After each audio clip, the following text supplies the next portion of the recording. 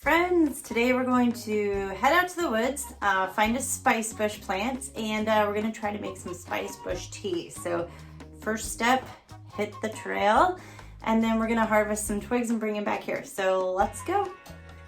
You can identify a spice bush because it has this sort of polka dotted bark to it. So it's a little difficult to see here, but these little sort of knobby bits are your clue. Also, if you take some of the leaves and crush them in your hands and sniff them, they smell kind of like what a box of Fruit Loops smells like when you first open it.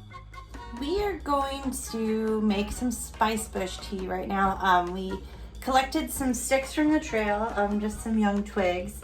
Now, they are really easy to find, especially once you recognize the bark. They've got this sort of polka dotted appearance, and if you break them, they smell sort of lemony-ish. I think of like Fruit Loops when you open a new box of Fruit Loops, if you've ever done that. So they have kind of a distinct scent to them.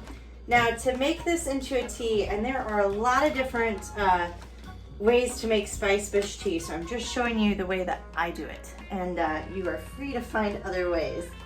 I'm going to break some of the twigs up.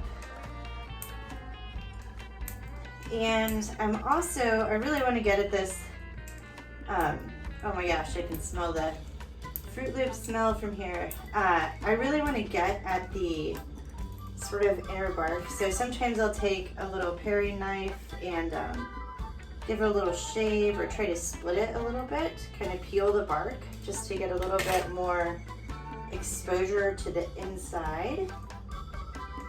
And pretty good. I'm going to put one more little twig in.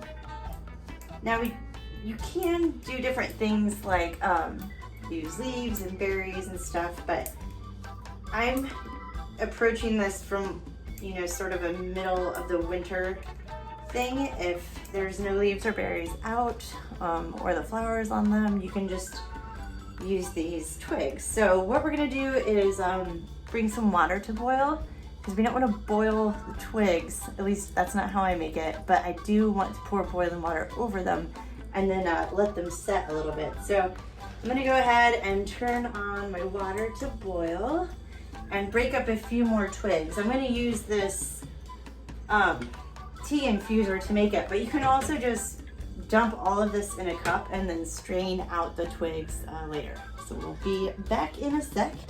I've got my water boiling, so I'm just going to put my little chopped up twigs in my tea infuser and then pull this off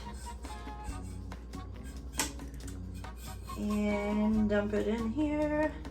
I'm gonna let it steep for about 15 minutes to get the flavor out.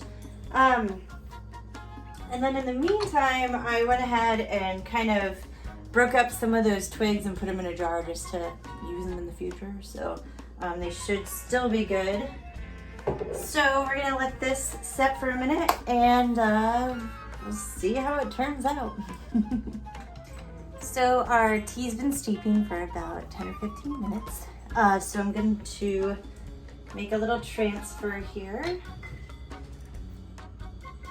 Take my strained spice bush twigs out.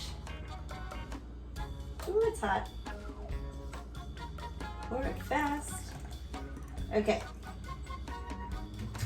It's kind of a nice clear, I don't know, sort of beige. It looks like a really boring tea, but it's delicious. It smells awesome.